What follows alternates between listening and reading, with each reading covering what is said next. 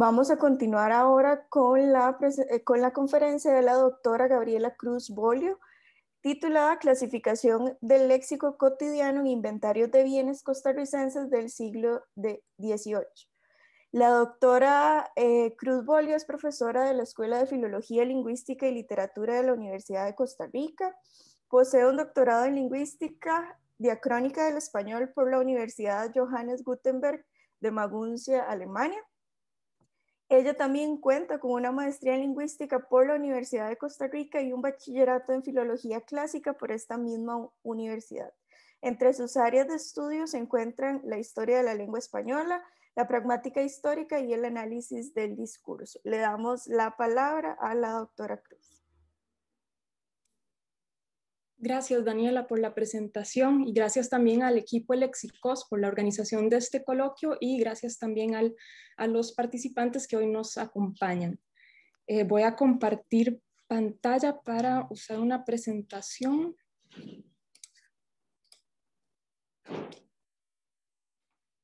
Bien, mi ponencia llamada Clasificación del léxico cotidiano en inventarios de bienes costarricenses del siglo XVIII,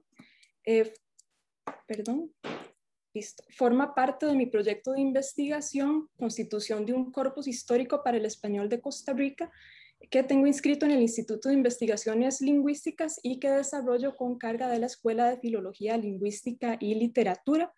Para este proyecto he contado con la valiosa colaboración de las estudiantes María Ángel Jiménez Castro y Jimena Solano Álvarez.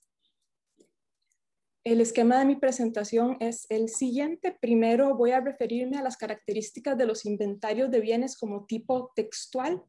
Luego voy a hablar un poco acerca del uso de los inventarios como fuente en la lexicografía diacrónica. Luego paso a presentar mi corpus de inventarios para después referirme a la clasificación del léxico cotidiano de estos textos y luego lanzar un par de conclusiones de este estudio. Bien, como tipo textual, los inventarios de bienes son documentación notarial y por lo tanto pertenecen al universo discursivo jurídico administrativo.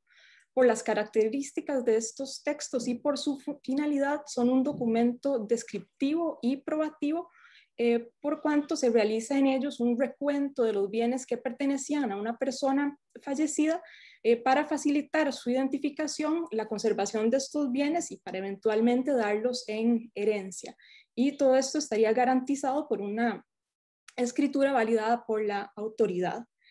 Como pueden observar, estoy trabajando con un tipo específico de inventarios de bienes que serían los inventarios de bienes de difuntos o inventarios de bienes post-mortem.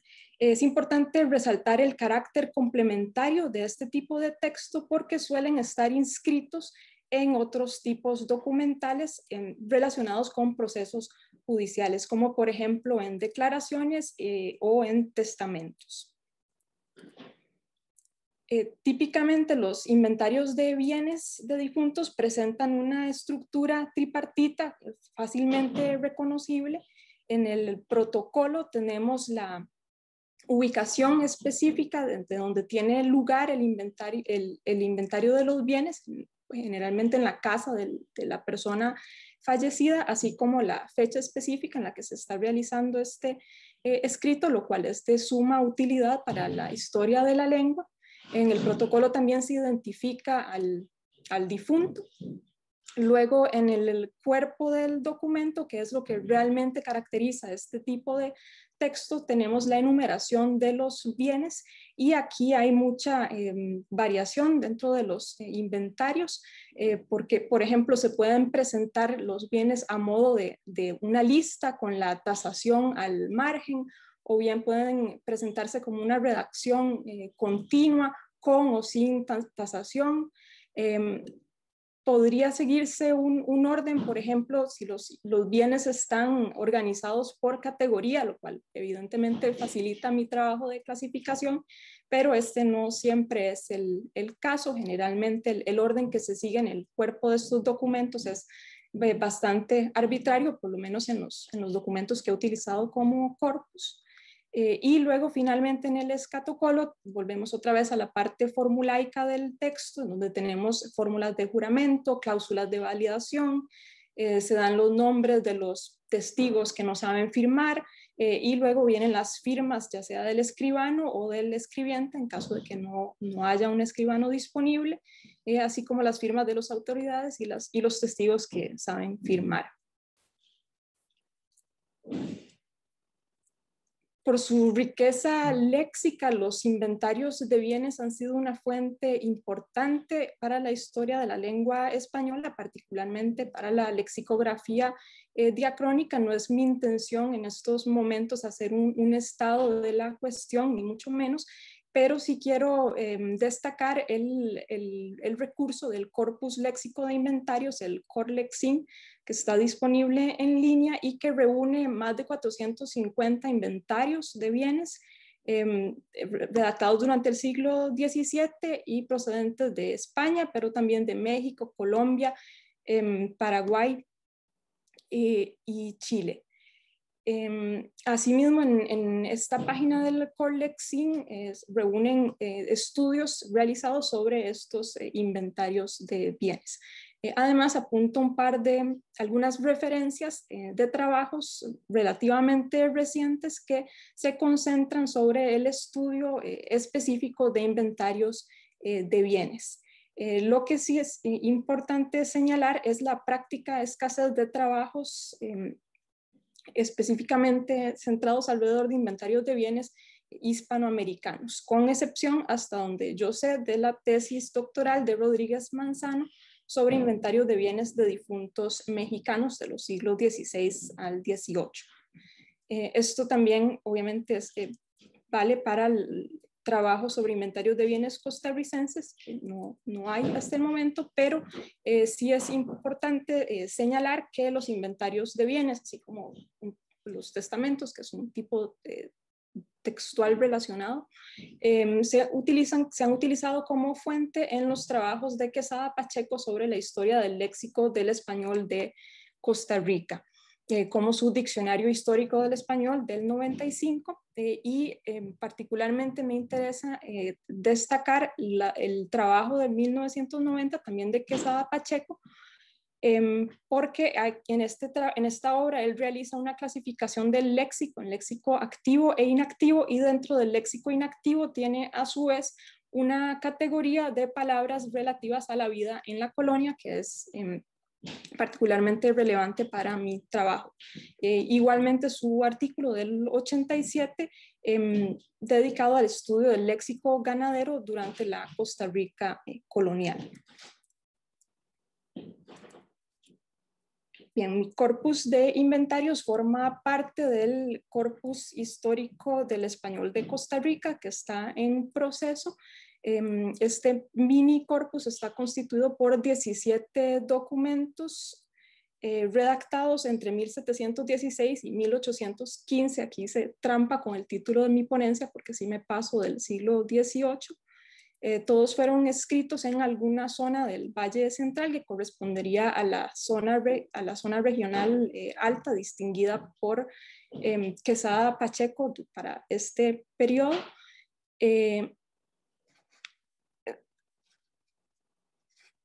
Bueno, perdón, obviamente en todos estos documentos aparece el nombre del difunto, que suena un poco tétrico, pero es lo que estoy utilizando para identificar cada uno de los documentos. Todos fueron escritos por escribientes, valga la redundancia, puesto que en ningún caso se cuenta con inventarios de bienes redactados por un escribano profesional, es decir, son redactados por una persona que tiene un cierto grado de competencia escrituraria, pero que no es un profesional. La extensión de los diferentes inventarios de bienes varía, hay algunos que son muy extensos, de 10, 11 páginas, y otros menos, los más breves de 3 páginas, y esto obviamente tiene que ver con el poder adquisitivo de la persona fallecida, ¿verdad? Obviamente entre más largo, más cosas, más pertenencias tenía que inventariar. Incluso algunos, en dos de los más extensos, el inventario comienza un día pero luego va a oscurecer, entonces hay que detenerse y continuar otro día con el inventario de los bienes. Estos textos son, perdón, se me olvidó nada más especificar la procedencia de estos documentos, son del Archivo Nacional de Costa Rica y pertenecen a la colección de las mortuales coloniales. Son textos inéditos para los cuales hemos hecho la transcripción paleográfica y la edición crítica de acuerdo con los criterios del Grupo de Investigación Internacional CARTA. Los términos del léxico cotidiano los extraje obviamente a partir del cuerpo de los inventarios de bienes, puesto que es ahí donde se hace la enumeración de las pertenencias. En total conté extraje 315 términos y obviamente excluyo palabras tipo avaluaron, juramento, inventario, el verbo inventariar también, que obviamente tienen una frecuencia muy alta, pero por el tipo de texto, pero que no son parte del léxico cotidiano. Y estos 315 términos los categoricé en 16 categorías basándome en la clasificación onomasiológica que proponen Carriazo Ruiz y Quiroz García para la clasificación del léxico cotidiano. Nada más que adapté las categorías a lo que encontré en el corpus. Por ejemplo, Quiroz García propone 24 categorías, pero muchas de ellas ya sea no aparecen en mis inventarios o consideré pertinente englobarlas dentro de una misma categoría en lugar de tener dos separadas por la cantidad de palabras encontradas.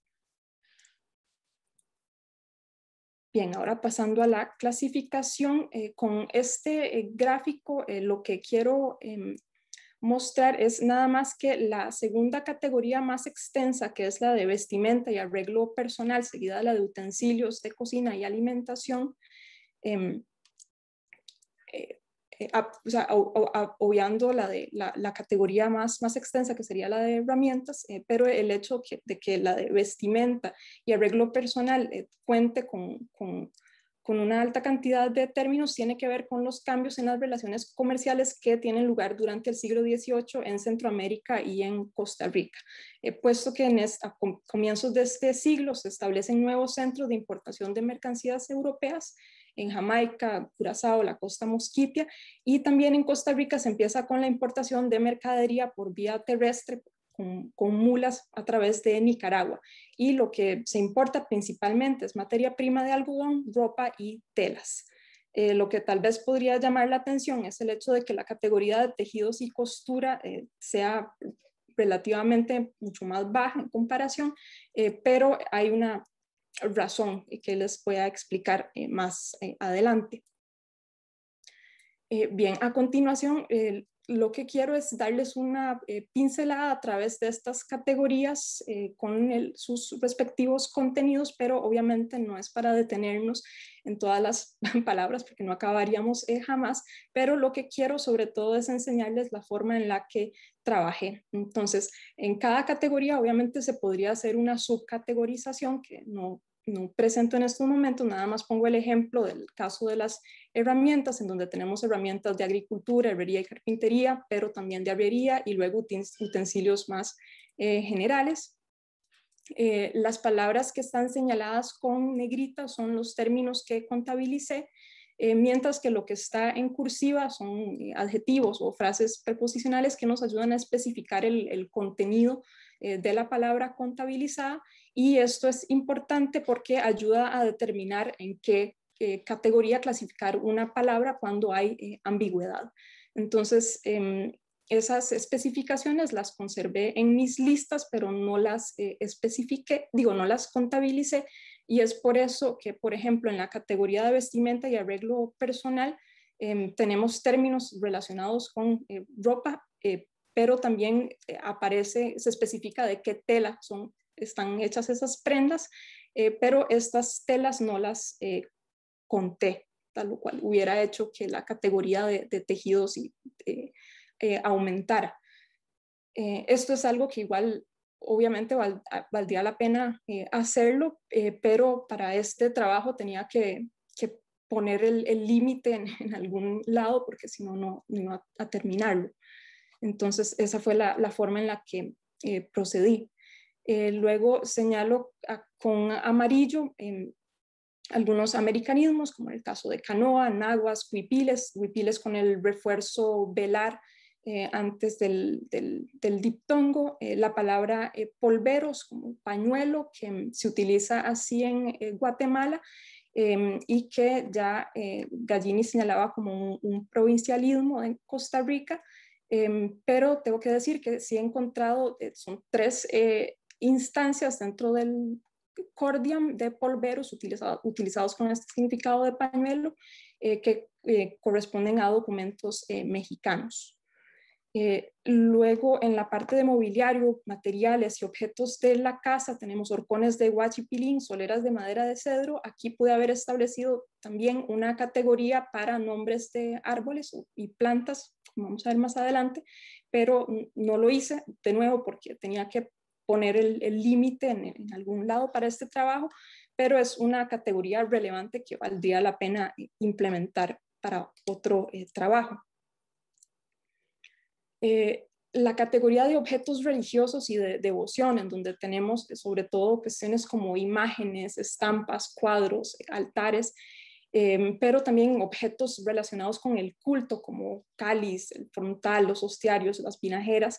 Esta categoría tiene un porcentaje alto, pero hay que especificar que la mayoría de estos términos relacionados con el culto están concentrados en uno solo de los inventarios, que es probablemente de una persona relacionada con alguien que desempeñaba este tipo de oficio, porque de hecho aparecen en el inventario de una difunta.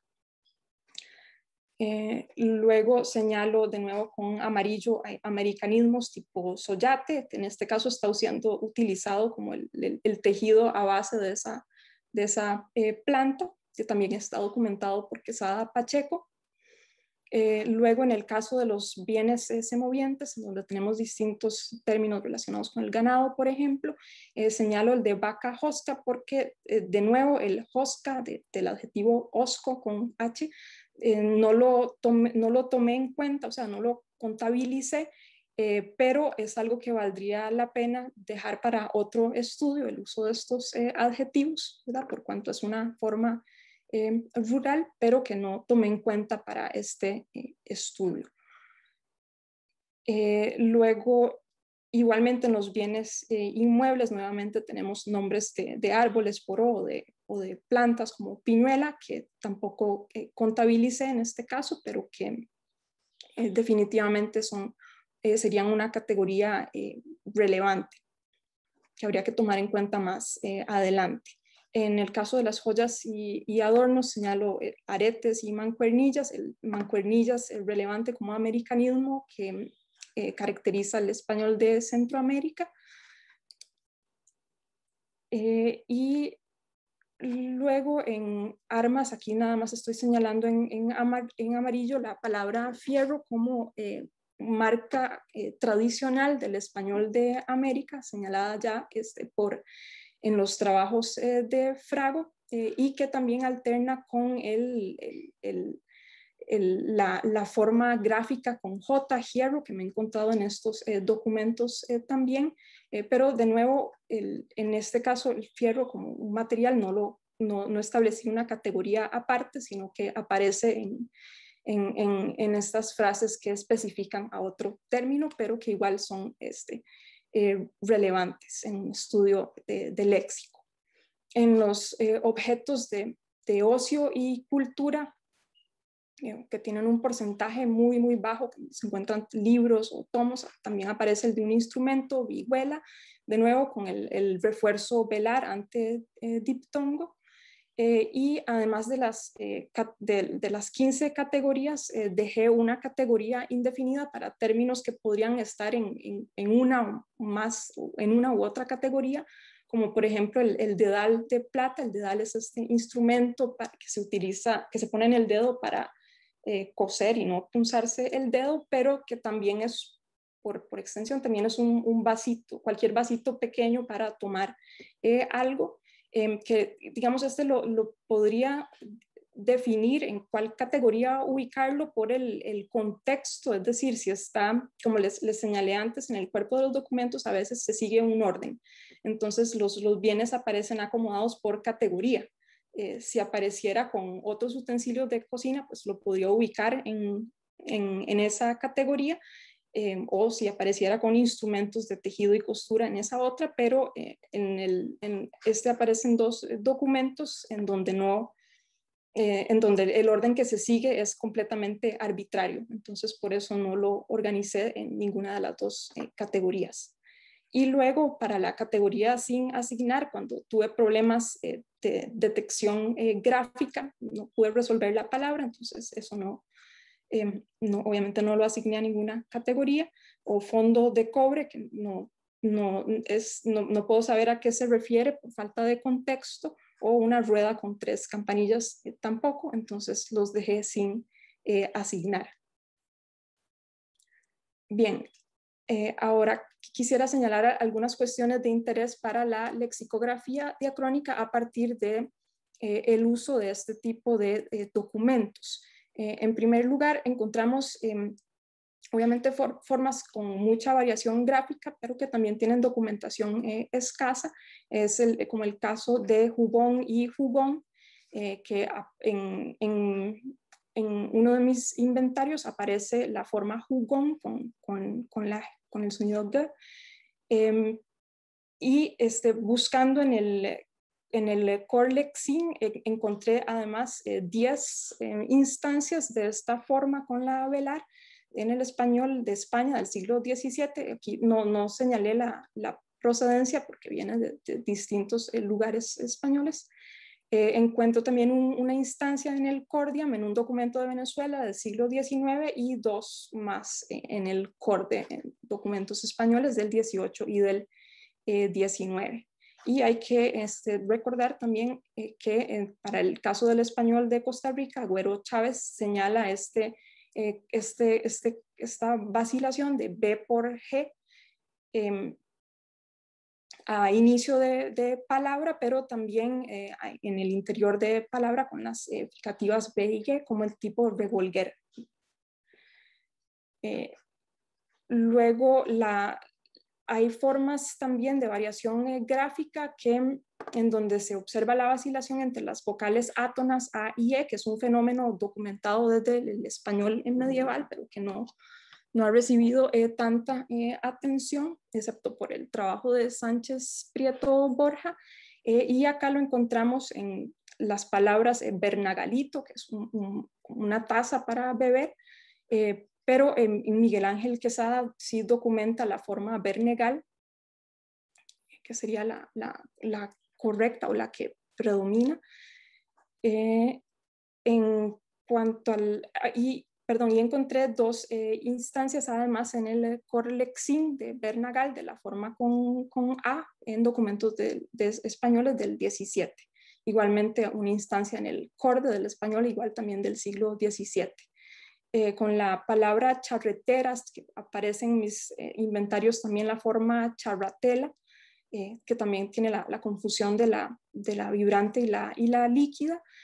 Bueno, la charratela es la charretera, perdón, es una especie de liga que une las medias, calzones en esta época, con la parte de arriba de la cadera.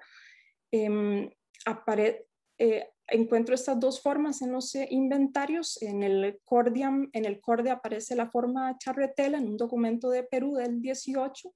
En el Cordia me encuentro 2 instancias de la forma charretela con esta escritura, y el diccionario de Alimani del 1917 documenta la forma charretera y la señala como una forma la marca como una forma específica para Chile. Estas charreteras, que en la forma que se registra en los diccionarios académicos sería con J, jarreteras.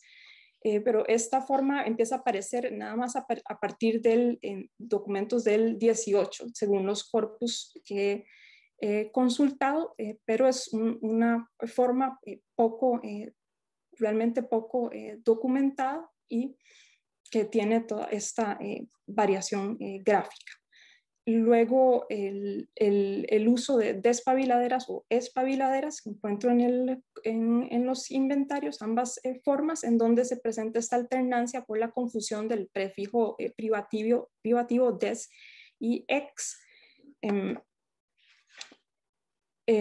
Para la forma despabiladeras, que es la preferida por los diccionarios académicos, a pesar de que recogen las espabiladeras, remiten a la forma con el prefijo des. Encontramos 19 instancias en el CORDE de documentos procedentes del 17 de España, pero del 19 también para documentos de Chile, Colombia y Ecuador, y una forma en el CORDIAM de un documento costarricense del 18. Mientras que la forma espabiladeras, con la B etimológica, la V sería correspondiente a la grafía medieval, la espabiladeras aparece una instancia en el CORDE, en un documento del español del 16, y nada más 3 instancias dentro del CORDIAM en documentos de Paraguay y Venezuela del 18. Y la forma espabiladeras nada más la encuentro en documentos, en los inventarios que estoy usando como corpus. En el Corlexin no se recogen ninguna de estas variantes gráficas de esta palabra. Luego, otro aspecto importante que tiene el hecho de utilizar este tipo de documentos es que nos permite precisar usos específicos que no se recogen en los diccionarios, ni en académicos ni en otros, y a la vez que los podemos precisar diatópica y diacrónicamente. Un ejemplo es el caso de peine de tierra, que así lo encuentro en uno de mis inventarios, que obviamente tendría que hacer referencia a una herramienta de labranza. Agüero, de hecho, recoge esta acepción de peine y lo define como un instrumento de labranza parecido a la carga que se usa para pasarlo sobre la tierra y así limpiarla de las hierbas que se le han cortado. Ninguno de los diccionarios consultados en el nuevo tesoro lexicográfico recoge una definición de este tipo, sino que nada más está el instrumento para desenredar el cabello y el instrumento utilizado para tejer. Buscando en los corpus, en el Cordiam, no encontré tampoco ninguna instancia que permitiera relacionar peine con esta herramienta, pero en un inventario que se recoge en el Corlexin del siglo XVII de la región de Cuenca, aparece inventariado 2 pares de peines viejos. Y en este inventario es bastante breve y la enumeración de bienes tiene que ver todas con distintas herramientas de labranza, entre las que se cuentan, por ejemplo, raseras, asadores y rastrillos. Aparece escrito así, rastillos, por lo cual creo yo que permite, ¿verdad?, decir que se trata de este uso de peine como una herramienta de labranza, pero que no se especifica así en ningún diccionario. Y lo mismo con el término pajuela de oro, que recojo en 2 de los inventarios, que aparece en los 2 casos, aparece ubicado cerca de otros bienes que son joyas. Entonces, y por el material de que está hecho de oro, me hace obviamente sospechar que se trata de una joya. No obstante, no recojo ninguna definición que defina pajuela de esta forma en ninguno de los diccionarios consultados. Hay una definición del Diccionario de Autoridades de 1737 que define pajuela, además del diminutivo de paja, como pedazo delgado de cuerda que se utiliza para encender prontamente la luz, nada más. Pero en el diccionario de americanismos para Panamá, la pajuela es una joya de oro maciza con perlas que se pone en el pelo y va asociado a un traje típico. Aquí tenemos este significado, ¿verdad?, de pajuela como joya. Y encontré dos documentos del Corlexín de Cádiz y de Chile del siglo XVII, en donde aparece una pajuela, igual una pajuela de oro, y está en un grupo de bienes que tienen que ver con joyas, ¿verdad?, que me hace pensar, o sea, sucede lo mismo que en estos inventarios de bienes de Costa Rica, en donde pajuela de oro está ubicada con otras joyas, ¿verdad? Por lo tanto, podríamos pensar que se trata de un vocablo utilizado para designar una joya.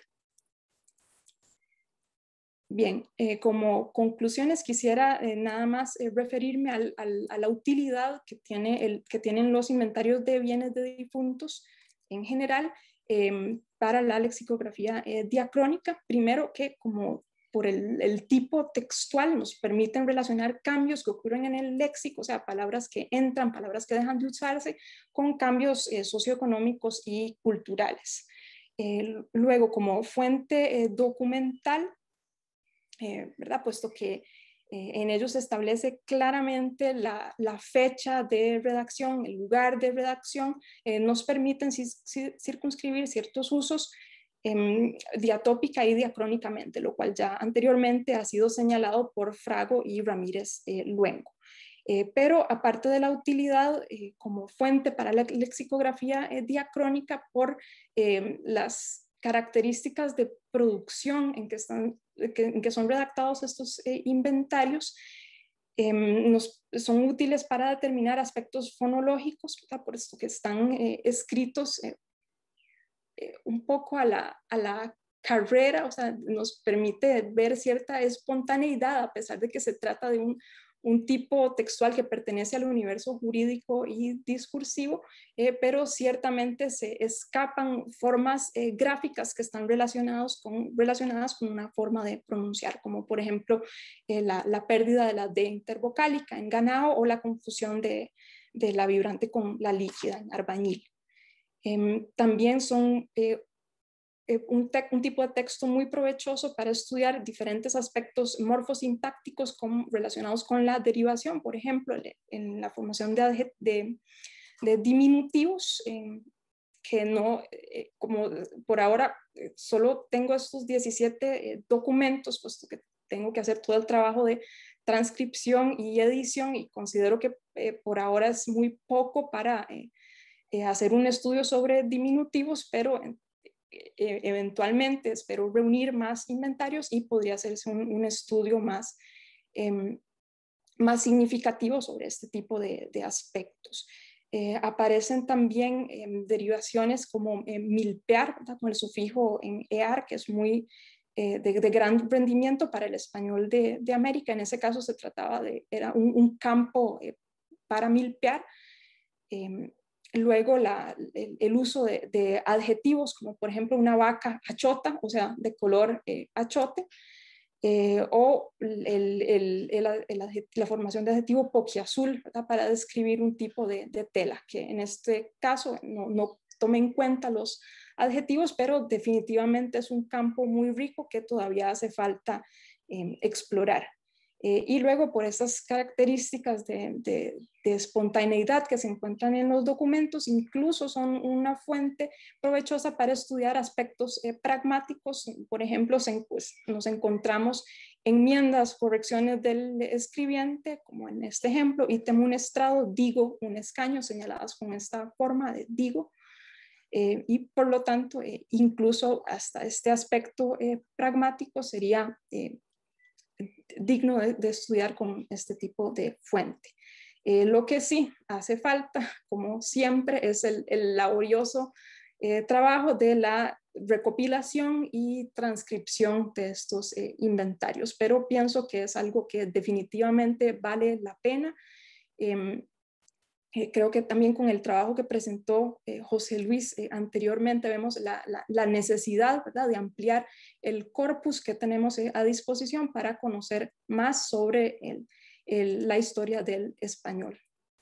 Y eso sería todo. Esta es la bibliografía de mi trabajo y muchas gracias por su atención.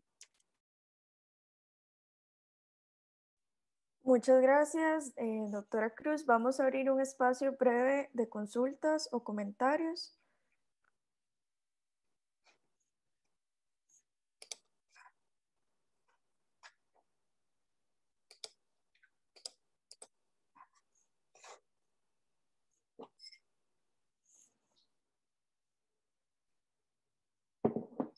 No sé si hay alguien. Yo tal vez... Adelante. muchas gracias a la doctora Cruz Bolio por este trabajo que está haciendo y por haber participado con nosotros en el coloquio de lexicografía. Nada más una duda con un gráfico que usted presentó hace un momento con la distribución de los campos, ¿verdad? Que tal vez lo mencionó, pero no lo entendí o no lo capté en el momento. Pone por separado, creo que productos o telas y por otra parte vestimentas. O sea, creo que sí hay una razón para hacerlo así. Pero no sé si podría referirse un poco más a ese punto específicamente de esa separación, porque también aludió al intercambio comercial, a los intercambios comerciales que se comenzaron a dar en esa época también, en ese sentido. Yo no sé si podría retomarlo muy brevemente.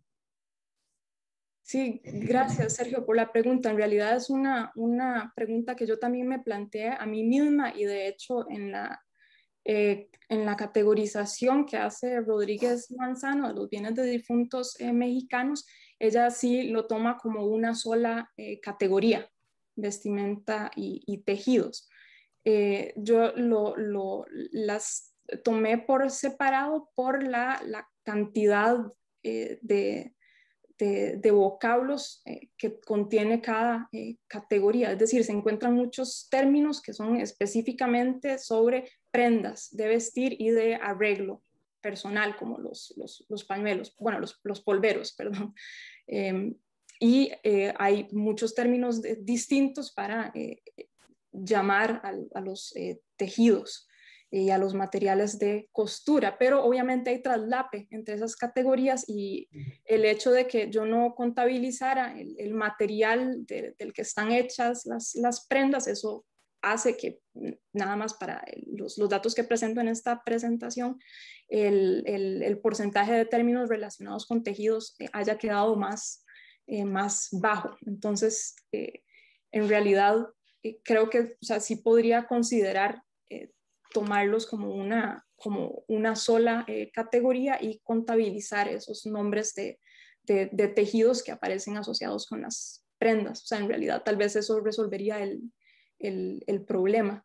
En las categorizaciones de Quiroz García y de Carriazo Ruiz, las toman por separado también y es por lo mismo, porque cada una de esas categorías tiene muchos términos muy distintos. Muchísimas gracias, doctora Cruz. Don Víctor, usted tenía una consulta también, adelante.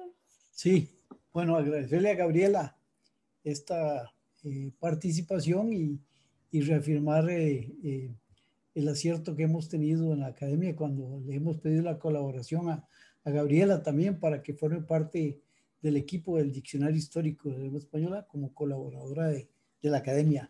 Solo una preguntita, Gabriela. Y de nuevo pido disculpas porque no aparezco en pantalla por razones ajenas a mi voluntad, ¿verdad? Aunque traje un técnico, me dijo que no, que era un problema ahí del Zoom mío, no sé, ¿verdad? Teniendo en cuenta la relación lengua-cultura, con ese inventario que usted ha encontrado ahí, con esos documentos, ¿qué tipo con esos poquitos datos, ¿verdad? ¿Qué tipo de sociedad podría irse infiriendo, si se podría inferir ahí.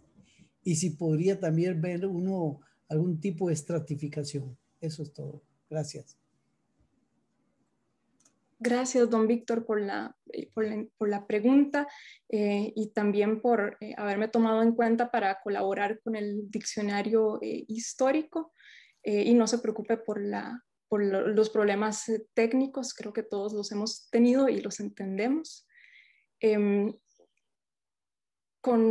Para responder, creo que con solo ver la diferente extensión de los inventarios, ¿verdad? Que algunos son mucho más extensos, esos que comentaba, que incluso se necesitaban 2 días para realizar el inventario, mientras que tenemos unos que son brevísimos, de 3 folios nada más, uno de ellos perteneciente de hecho a un indio natural, y así lo ponen, ¿verdad? Ese es el testamento y el inventario de un indio natural.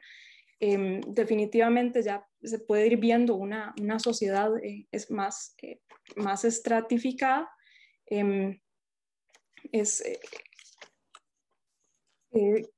¿Verdad? Que en donde definitivamente algunas personas tienen un poder adquisitivo mucho mayor que otras. En el estudio de Juan Carlos Solórzano sobre estos cambios comerciales que se dan en el siglo XVIII, la importación de mercaderías que entran por tierra a través de Guatemala iban a venderse sobre todo en Cartago. También se llevaban a Nicoya, pero muchos de estos bienes iban a Cartago. Pero él también comenta en este estudio que igual a veces había problemas ya para venderlos, ¿verdad? Entonces no es tan fácil que las personas pudieran tener acceso a esos bienes, ¿verdad? Pero en estos inventarios, y por eso fue que escogí inventarios del siglo XVIII, lo que hice fue basarme buscar inventarios sobre todo más extensos, porque esos sabía que eran los que me iban a dar una mayor variedad léxica, ¿verdad? Y de hecho, entonces en estos inventarios más extensos es donde encontramos personas que tienen una gran cantidad de cosas diferentes, ¿verdad? Y estas relacionadas con vestimentas y tejidos que son caros, ¿verdad? Y esto también se puede ver con la tasación de los bienes que aparece al margen. Eso sí, no siempre está documentada registrada la tasación. Y lo otro es que hay riqueza léxica, ciertamente, por la variedad, pero están concentrados sobre todo en pocos inventarios, ¿verdad? Esa relación también es importante tomarla en cuenta. Muchas gracias. Finalizamos las consultas con don Antonio. Sí, yo quiero felicitar a la doctora Gabriela Cruz por esta presentación que es excelente. Y también quiero decir que me alegra mucho que los estudiantes de filología muy pronto puedan aprovechar su conocimiento y el resultado de sus investigaciones en los cursos de gramática histórica. Yo nada más tengo un comentario y es a propósito de lo que dijo Sergio y la respuesta de Gabriela. Yo no estoy muy claro de que telas y prendas de vestir puedan formar una categoría, porque con las telas uno hace prendas de vestir, es posible hacer, pero no necesariamente, ¿verdad? Las telas pueden servir para otras cosas. Gracias. Sí, creo que ese sería el caso de soyates, que lo que hasta donde entiendo se usa para hacer como una cuerda, ¿no? Entonces es un material textil, pero no hay una prenda de soyate, una prenda de vestir a base de soyates. Muy bien, muchísimas gracias a la doctora Cruz por la conferencia.